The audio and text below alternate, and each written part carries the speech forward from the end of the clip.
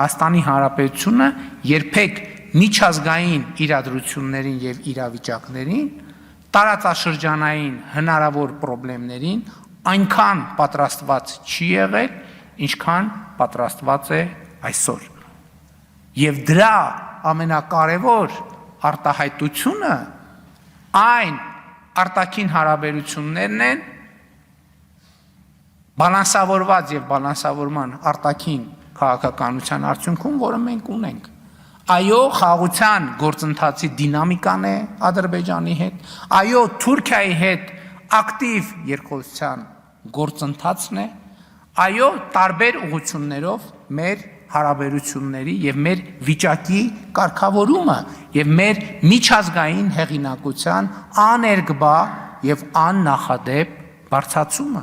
Էլ եմ ասում, մենք շատ պարզ ենք նայում դրան, որովհետև արդեն դրանք իրողություններ են։ 2026 թվականին Հայաստանը հյուրընկալելու է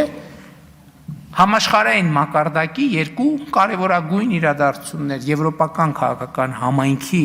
գագաթաժողովը եւ կենսաբազմազանության COP17 համաժողովը։ Սրանք պատահական չեն եւ սրանք հաջողության պատմության ֆիզիկական արտահայտություններն են։